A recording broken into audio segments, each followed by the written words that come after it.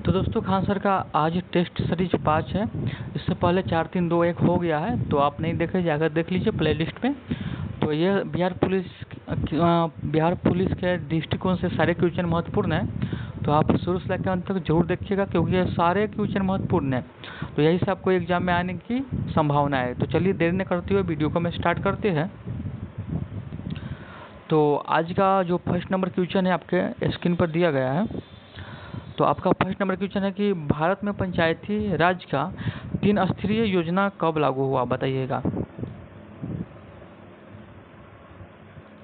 भारतीय पंचायत राज में 3 स्तरीय योजना कब लागू हुआ, बताइएगा। इसका आंसर या 1947, 1952, 1959 या 1972 में हुआ, बताइएगा इसका करेक्ट आंसर। तो इसका सही आंसर की बात करें, इसका सही आंसर हो जाएगा सी नंबर। 1959 में पंचायती 3 स्तरीय योजना का लागू किया गया है। ठीक है, तो चलिए अगला क्वेश्चन को चलते हैं। तो अगला क्वेश्चन है, भारतीय संविधान किस अनुच्छेद में नस्ल, जाति, लिंग, जन्म स्थल आदि आधार पर भेदभाव के निषिद्ध किया गया है, बताइएगा। इसका आंसर बताइएगा। तो किस अनुच्छेद के आधार पर किया गया है, बताइएगा। अनुच्छेद 14 या 15 या 19 या 21। तो इसका करेक्ट आंसर आपको बी नंबर हो जाएगा, अनुच्छेद 15 में। ठीक है, अगला क्वेश्चन, सामाजिक विभाजन के मुख्य 3 निर्धारित तत्व कौन से होते हैं। सामाजिक विभाजन के मुख्य 3 निर्धारित तत्व कौन से होते हैं, बताइएगा। इसका आपको उपयुक्त सभी हो जाएगा, यानी सभी इसका हो जाएगा। ठीक है आंसर। भारतीय संविधान की प्रस्तावना में धर्मनिरपेक्षता का अर्थ क्या होता है। भारतीय संविधान की प्रस्तावना में धर्मनिरपेक्षता का अर्थ क्या होता है, बताइएगा। तो इसका अर्थ होता है क्या, राज्य का सभी धर्मों से समान दूरी बनाए रखे। इसका आंसर आपको सी हो जाएगा, ऑप्शन नंबर सी, राज्य का सभी धर्मों से समान दूरी बनाए रखे। अगला क्वेश्चन, तो अगला क्वेश्चन आपके स्क्रीन पर है, लैंगिक समानता का अधिकार क्या अर्थ है, बताइएगा। लैंगिक समानता का क्या अर्थ है, बताइएगा। इसका आंसर बताइएगा। तो इसका करेक्ट आंसर की बात करें, आंसर आपको सी हो जाएगा, महिलाओं और पुरुष के समान अधिकार का अवसर देना। महिलाओं और पुरुष का समान अधिकार का अवसर देना। अगला क्वेश्चन, निम्नलिखित में से किसने कहा था कि धर्म को राजनीतिक से अलग नहीं करना चाहिए। निम्नलिखित में से किसने कहा था कि धर्म को राजनीतिक से अलग नहीं करना चाहिए, बताइएगा। तो ये महात्मा गांधी ने कहा था कि धर्म को राजनीतिक से अलग नहीं करना चाहिए। ठीक है, अगला क्वेश्चन, भारतीय संविधान में शक्ति का वितरण किन सूचियों के माध्यम से होता है, बताइएगा। भारत में संविधान में शक्ति का वितरण किन अनुसूची के माध्यम से होता है। तो इसका आंसर बताइएगा। इसका आंसर आपको ये हो जाएगा, केंद्र, राज्य और समवर्ती सूची के। केंद्र, राज्य और समवर्ती सूची के। अगला क्वेश्चन यानी 8 नंबर। ठीक है, तो अगला क्वेश्चन है, भारत में संघीय ढांचे की सबसे बड़ी विशेषता क्या है, बताइएगा। भारत में संघीय ढांचे की सबसे बड़ी विशेषता क्या है। तो इसका डी आंसर हो जाएगा, केंद्र और राज्य सरकार के बीच शक्तियों का विभाजन। केंद्र और राज्य सरकार के बीच शक्तियों का विभाजन।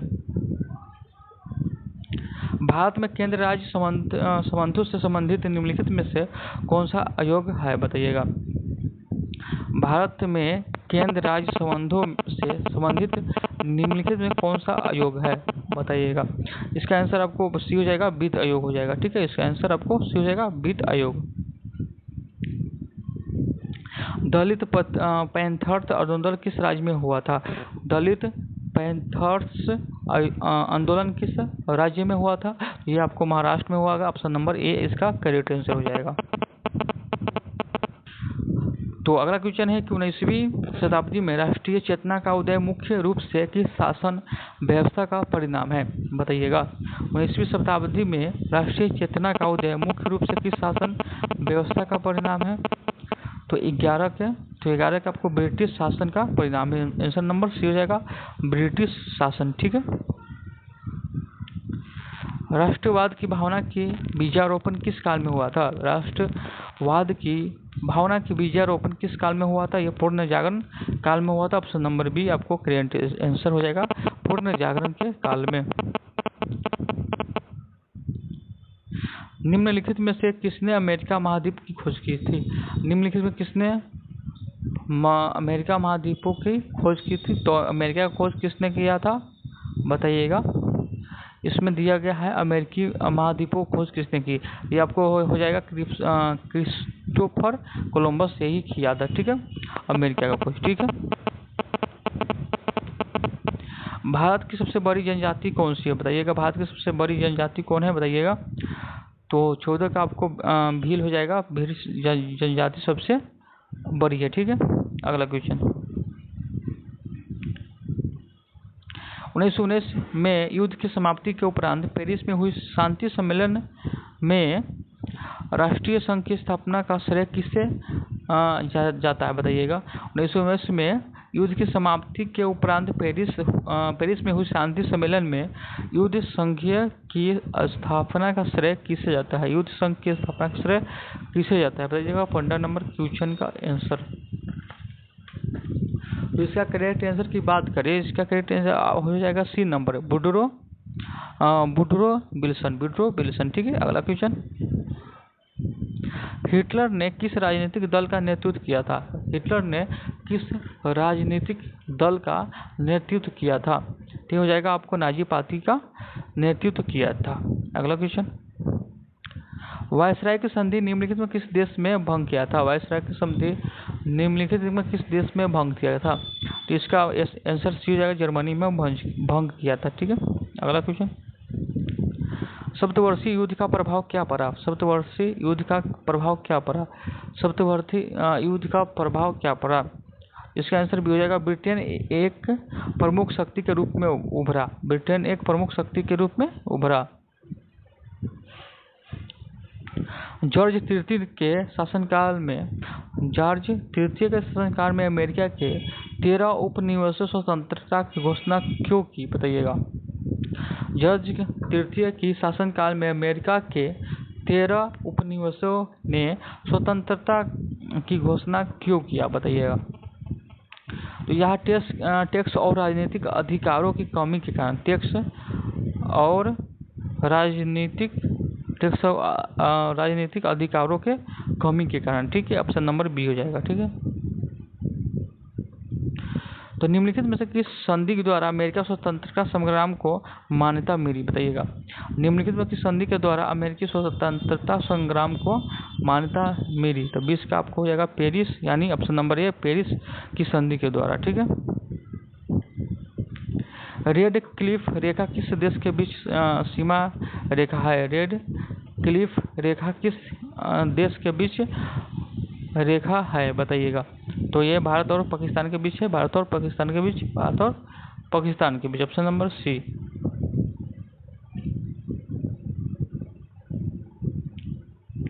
चलिए, भारत का अक्षांशीय विस्तार है। भारत का अक्षांशीय विस्तार है तो 18 डिग्री 4 मिनट उत्तरी से 36 डिग्री 6 उत्तरी तक, ठीक है। ऑप्शन नंबर ए हो जाएगा, ठीक है। और यहाँ पे है, भारत का दक्षिणतम बिंदु कौन सी है। दक्षिणतम बिंदु क्या है। तो इंदिरा पॉइंट हो जाएगा। दक्षिणतम बिंदु क्या है, इंदिरा पॉइंट। भारत का दक्षिणतम बिंदु कौन है, इंदिरा पॉइंट, याद रखिएगा। भारत की समुद्री सीमा के अंतर्गत लगभग कितने द्वीप आते हैं बताइएगा। भारत की समुद्री सीमा के अंतर्गत कितने द्वीप आते हैं। तो ये आपको हो जाएगा 1256 आते हैं। 1256 यानी ऑप्शन नंबर सी हो जाएगा, ठीक है। सिंधु नदी अंततः किस सागर में मिलती है। सिंधु नदी अंततः किस सागर में मिलती है। तो ये अरब सागर में मिलती है। ऑप्शन नंबर ए हो जाएगा। ब्रह्मपुत्र नदी की उत्पत्ति किस झील से हुई है। ब्रह्मपुत्र नदी की उत्पत्ति किस झील से हुई है। तो ये मानसरोवर झील से हुई है, यानी ऑप्शन नंबर ए हो जाएगा, ठीक है। सुंदरवन किस प्रकार का वन है। सुंदरवन किस प्रकार का वन है। तो ये सुंदरवन किस प्रकार का वन है। तो ये हो जाएगा आपको बी नंबर, मैंग्रोव वन है। मैंग्रोव वन ऑप्शन नंबर बी हो जाएगा, मैंग्रोव वन। बिहार में संपूर्ण क्रांति का नेतृत्व निम्नलिखित में किसने किया। तो ये हो जाएगा आपको किसने किया, जयप्रकाश नारायण ने संपूर्ण क्रांति का नेतृत्व किया बिहार में, ठीक है। तो मेगास्थनीज किस शासन के दरबार में आया था। मेगास्थनीज किस शासन के दरबार में आया था। तो चंद्रगुप्त मौर्य के शासन के दरबार में आया था। चलिए अगला क्वेश्चन, बिहार के केला उत्पादन सबसे अधिक किस जिले में होता है? केला का उत्पादन किस जिले में होता है बताइएगा? तो केला का उत्पादन किस जिले में होता है? वैशाली में होता है। ऑप्शन नंबर ए हो जाएगा करेक्ट आंसर, वैशाली। ठीक है। बिहार में किस जिले को सिल्क सिटी का नाम से जाना जाता है? सिल्क सिटी किस नाम से जाना जाता है? सिल्क सिटी किस जिला के नाम से जाना जाता है? तो इसका आंसर ये हो जाएगा दरभंगा के नाम से जाना जाता है। ठीक है। ये भी है, आपको ये प्रश्न आने की संभावना है, भी आई है। ठीक है।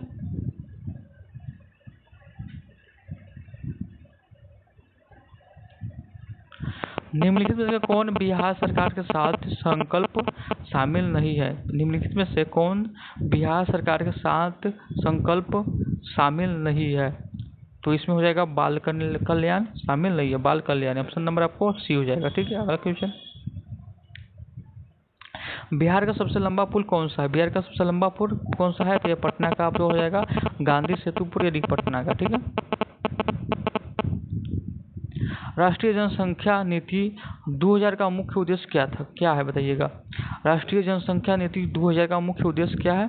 तो ये हो जाएगा आपको ऑप्शन नंबर बी, जनसंख्या को स्थिर करना और 2045 तक स्थिर जनसंख्या स्तर प्राप्त करना। ठीक है। ऑप्शन नंबर बी हो जाएगा। तो प्रधानमंत्री ग्रामोदय योजना का मुख्य उद्देश्य क्या था? प्रधानमंत्री ग्रामोदय योजना का मुख्य उद्देश्य क्या था? तो इसका आंसर आपको बी हो जाएगा। आप ग्रामीण क्षेत्रों में मूलभूत सुविधा का उपलब्ध करवाना, कि ग्रामीण क्षेत्र में सुविधा का प्रदान करवाना, यानी यह ऑप्शन नंबर बी हो जाएगा। ठीक है। भारत में हरित क्रांति के जनक किसे माना जाता है? भारत में हरित क्रांति का जनक किसे माना जाता है? तो इसका ऑप्शन नंबर सी हो जाएगा, एस स्वामीनाथन को माना जाता है। ठीक है। ऑफर स्टॉक का मुख्य उद्देश्य क्या था? ऑफर स्टॉक का क्या था? मूल उद्देश्य क्या था? इसका आंसर बी हो जाएगा, बाजार में वस्तुओं की कीमतों को स्थिर बनाए रखना। ठीक है। बाजार में वस्तुओं की कीमत को स्थिर बनाए रखना।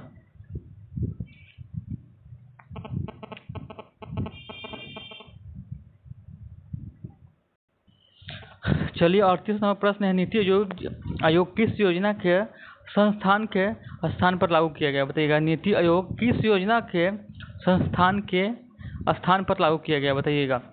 तो इसका करेक्ट आंसर की बात करें, बी हो जाएगा, योजना आयोग के स्थान पर इसका लागू किया गया। ठीक है। अगला क्वेश्चन है, 16वां वक्स शिखर सम्मेलन कहाँ आयोजित किया गया? 16वां वक्स शिखर सम्मेलन कहाँ आयोजित किया गया बताइएगा? 39 का आंसर। ठीक है। तो इसका आंसर आपको रूस हो जाएगा, ऑप्शन नंबर डी। ठीक है। बिहार का पहला हाई कोर्ट कहाँ स्थित है? हाई कोर्ट, बिहार का पहला हाई कोर्ट कहाँ स्थित है बताइएगा? तो हाई कोर्ट कहाँ स्थित है बताइएगा? बिहार का पहला हाई कोर्ट की बात करें, बिहटा में स्थित है। ठीक है। एक अंतर्राष्ट्रीय चुनाव की सिफारिश किस उच्च स्तरीय समिति द्वारा की गई है? एक राष्ट्रीय चुनाव की सिफारिश किस उच्च स्तरीय समिति द्वारा की गई है बताइएगा? तो इसका आपको हो जाएगा रामनाथ कोविंद समिति के द्वारा। ठीक है। अगला क्वेश्चन, पंडित रामनारायण जिनका हाल ही में निधन हुआ है किस क्षेत्र से जुड़े हुए हैं बताइएगा? वो संगीत से है या पत्रकारिता से है, राजनीतिक से या खेल से है बताइएगा? पंडित रामनारायण है वो किस संबंध से, मतलब संगीत से वो जुड़े हुए हैं। ठीक है। तो ऑप्शन नंबर आपको इसका हो जाएगा ए नंबर। ठीक है। मैन बुकर अंतर्राष्ट्रीय पुरस्कार 2024 में विजेता कौन है बताइएगा? मैन बुकर अंतर्राष्ट्रीय पुरस्कार 2024 का विजेता कौन है बताइएगा? तो 43 का आंसर बताइएगा। तो 43 का आपको ये नंबर हो जाएगा, जेनी एरिपेंडबेक। ठीक है। अगला क्वेश्चन, किस दिन को राष्ट्रीय शिक्षा दिवस के रूप में मनाया जाता है? किस दिन को राष्ट्रीय शिक्षा दिवस के रूप में मनाया जाता है? 11 नवंबर को शिक्षा दिवस के रूप में मनाया जाता है, 11 नवंबर को। ठीक है। अगला क्वेश्चन, डीलीजेड ऑफ लक्ष्मी प्रसाद पुस्तक किसने लिखी? डीलीजेड ऑफ लक्ष्मी प्रसाद पुस्तक किसने लिखी बताइएगा? तो इसका करेक्ट आंसर की बात करें, टिंगल खन्ना ने यह लिखा था। ठीक है। अगला क्वेश्चन, लोहो किस राज्य का लोक नृत्य है? लाहो, लाहो किस राज्य का लोक नृत्य है बताइएगा? तो लाह आपको मेघालय का लोक नृत्य, ऑप्शन नंबर आपको बी हो जाएगा। ठीक है, इसका आंसर आपको ऑप्शन नंबर बी हो जाएगा, मेघालय। किस बंदरगाह को डायमंड हार्बर के नाम से भी जाना जाता है? किस बंदरगाह को डायमंड हार्बर के नाम से भी जाना जाता है? तो इसका आंसर की बात करें हल्दिया बंदरगाह हो जाएगा, हल्दिया बंदरगाह। ठीक है, ऑप्शन नंबर ये हो जाएगा। बिहार के मुख्यमंत्री ने महात्मा गांधी की 155वीं जयंती किस शहर में बापू टावर को लोकार्पण किया था बताइएगा? तो इसका करेक्ट आंसर की बात करें तो ये हो जाएगा आपको पटना में हुआ था। ठीक है, चलिए अगला क्वेश्चन। हाल ही में विदेश मंत्री एस जयशंकर ने किस ऑस्ट्रेलियाई शहर में भारत के नए महाविनिमय दूतावास का उद्घाटन किया था? 49 का बताइएगा, 49 का आपको हो जाएगा ब्रिस्बेन। ठीक है, अगला क्वेश्चन है भारत वियतनाम का 5वां संयुक्त सैन्य अभ्यास विनबॉक्स के किस भारतीय शहर में शुरू किया गया? 50 का बताइएगा, तो 50 का आपको जयपुर हो जाएगा। ठीक है, अगला क्वेश्चन। किस देश ने अनिश्चित काल के लिए भारतीय पर्यटकों के लिए वीजा फ्री एंट्री बढ़ा दी बताइएगा? तो इसका क्वेश्चन के आंसर बताइएगा। तो इसका आपको हो जाएगा थाईलैंड। ठीक है, अगला क्वेश्चन। तो 52 का है, तो 52 का आपको किस देश की विक्टोरिया गेजिर ने हाल ही में आयोजित मिस यूनिवर्स 2024 का खिताब जीता बताइएगा? तो 52 का आपको हो जाएगा डेनमार्क, यानी ऑप्शन नंबर बी हो जाएगा डेनमार्क। ठीक है,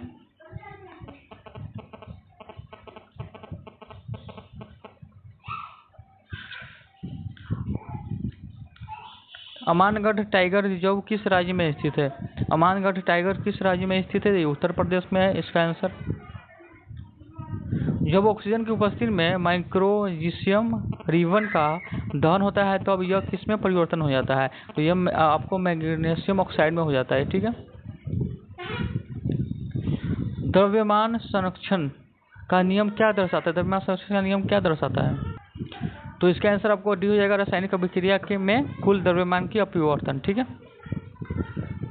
उदारीकरण अभिक्रिया में भाग लेने वाले अभिकारक होते हैं, उदारीकरण अभिक्रिया में भाग लेने वाले अभिकारक होते हैं तो एक अम्ल और एक क्षारीय होते हैं। ठीक है, ऑप्शन नंबर, इसका ऑप्शन नंबर आपको सी हो जाएगा, सी। ठीक है, हाइड्रोक्लोरिक अम्ल एवं सोडियम हाइड्रोक्लोराइड के विलय की अभिक्रिया उत्पन्न लवण को क्या कहते हैं बताइएगा? 57 नंबर, ये सोडियम क्लोराइड कहते हैं। ठीक है, धातु के पतले तार के रूप में खींचने की क्षमता को क्या कहा जाता है? धातु के पतले तार के रूप में खींचने की क्षमता को तन्यता बोलते हैं, तन्यता बोलते हैं। धातु का वायु में दहन करने से क्या होता है? तो ये धनुत्व ऑक्साइड बनता है, धात्विक ऑक्साइड बनता है, सॉरी धात्विक ऑक्साइड बनता है। ठीक है, अगला क्वेश्चन है एल्युमिनियम पर मोटी ऑक्साइड की परत बनने की प्रक्रिया को क्या कहा जाता है बताइएगा? एल्युमिनियम में मोटी ऑक्साइड की परत बनने की प्रक्रिया को क्या कहा जाता है बताइएगा? तो ऑप्शन नंबर डी हो जाएगा। ठीक है, एनोडाइजिंग बोलते हैं। ठीक है, पृथ्वी के भूमपृष्ठ में प्राकृतिक रूप से पाए जाने वाले तत्वों या यौगिक को क्या कहते हैं? पृथ्वी के भूमपृष्ठ में प्राकृतिक रूप से पाए जाने वाले यौगिक को क्या बोलते हैं? इसको खनिज बोलते हैं। ठीक है, दो परमाणुओं के बीच इलेक्ट्रॉन के एक युग्म की साझेदारी के द्वारा बनने वाले अबंध को क्या कहते हैं बताइएगा? ये आपको बी नंबर हो जाएगा, सहसंयोजक अबंध। ठीक है, एथेनोइक अम्ल को सामान्यतः क्या कहा जाता है? एथेनोइक अम्ल को सामान्यतः क्या कहा जाता है बताइएगा? तो एथेनोइक अम्ल को सामान्यतः क्या कहा जाता है बताइएगा? का करेक्ट आंसर की बात करें सी हो जाएगा, एसिटिक अम्ल बोलते हैं। ठीक है, अगला क्वेश्चन। निम्नलिखित में कौन सा पेशीय अंग है? तो हृदय आपको पेशीय अंग है, पेशीय अंग कौन है? हृदय है। निम्न में से कौन सा अंग केंद्रीय तंत्रिका तंत्र का भाग है? निम्न में से कौन सा अंग केंद्रीय तंत्रिका तंत्र का भाग है? क्या है? तो इसका आंसर बी हो जाएगा मेरु रज्जु। ठीक है। पादपों में समानता मुख्य रूप से किसके द्वारा होता है? पादपों में समन्वय मुख्य रूप से किसके द्वारा होता है? समन्वय आपको हार्मोन्स के द्वारा होता है। ठीक है। 67 नंबर क्वेश्चन।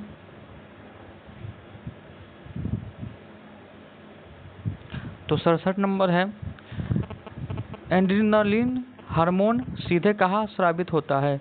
एड्रेनालिन हार्मोन सीधे कहाँ स्रावित होता है? तो ये रक्त में होता है। ऑप्शन नंबर बी हो जाएगा। दो तांत्रिक कोशिकाएं के मध्य खाली स्थान को क्या कहते हैं? दो तंत्रिका कोशिका के मध्य खाली स्थान को क्या कहते हैं? तो ये आपको सिनेप्स बोलते हैं। ठीक है। एक कोशिका जीव में नर जीवों की उत्पत्ति किसके द्वारा होता है? एक कोशिका में जीव में एक जीव की उत्पत्ति किसके द्वारा होता है? विखंडन के द्वारा होता है। विखंडन के ऑप्शन नंबर आपको ए हो जाएगा। ठीक है। मोतियाबिंद किस प्रकार की बीमारी है? मोतियाबिंद किस प्रकार की बीमारी है? तो ये हो जाएगा अपक्षीय। ऑप्शन नंबर सी अपक्षीय होता है। ठीक है। निकट दृष्टि दोष ठीक करने के लिए कौन सा लेंस का उपयोग किया जाता है? निकट दृष्टि दोष ठीक करने के लिए आपको अवतल लेंस का उपयोग किया था। ऑप्शन नंबर बी हो जाएगा। प्रिज्म से निकलने पर बनने वाले 7 रंगों के समूह को क्या कहते हैं? तो वर्णमाला कहते हैं। ठीक है। आकाश में तारे क्यों टिमटिमाते हैं? तो आकाश में तारे टिमटिमाते हैं वायुमंडल में अपरिवर्तन के कारण होता है। ठीक है। स्वच्छ आकाश का रंग नीला दिखाई देता है क्योंकि वायुमंडल न स्वच्छ, इसमें हो जाएगा नीली रोशनी सबसे अधिक प्रकीर्ण होती है। 75 विद्युत आवेश की प्रवाह की दर को क्या कहते हैं? विद्युत आवेश की प्रवाह को दर को क्या कहते हैं? विद्युत आवेश की मतलब प्रभाव को क्या कहते हैं? बताइए। दर को प्रकार या विद्युत धारा हो जाएगा। ऑप्शन नंबर बी हो जाएगा। ठीक है। ओम के नियम किससे संबंधित है? ओम के नियम आपको विद्युत धारा और विभवांतर से संबंधित है। ऑप्शन नंबर सी हो जाएगा। विद्युत मोटर में कौन सा ऊर्जा रूपांतरित होता है? विद्युत मोटर में कौन सा ऊर्जा रूपांतरण होता है बताइएगा। तो विद्युत ऊर्जा से यांत्रिक ऊर्जा, यानी बी नंबर इसका आंसर हो जाएगा। ठीक है। किस देश को पवनों का देश कहा जाता है? जो जापान उगते हुए सूरज को बोलते हैं, उगते हुए सूरज जापान को बोलते हैं, और जो आपको पवनों का देश आपको भारत को बोला जाता है। ठीक है।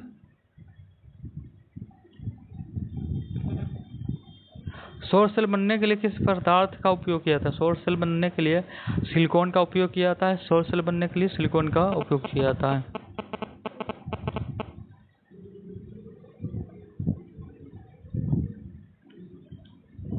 तो अगला क्वेश्चन है, निम्नलिखित में से कौन सा शब्द तत्सम है? बताइएगा। ठीक है। तो ये हो जाएगा डी नंबर अमूल्य, आपको तस्मय समास हो जाएगा। ठीक है। दिए गए शब्द में उचित शब्द का वाक्य पूर्ण करें। ठीक है। अंतर्राष्ट्रीय हिंदी कवि सम्मेलन का दायित्व बड़ा कम है। इसका आंसर बताइएगा। इसमें आयोजन हो जाएगा। ठीक है। ऑप्शन नंबर डी सी हो जाएगा। निम्नलिखित वाक्य में रेखांकित भाग में लिए समर्थन शब्द ज्ञात कीजिए। उसने दूर से फेंककर ही हथियार चला गया। उसमें तो इस क्या होगा? अस्त हो जाएगा। ठीक है।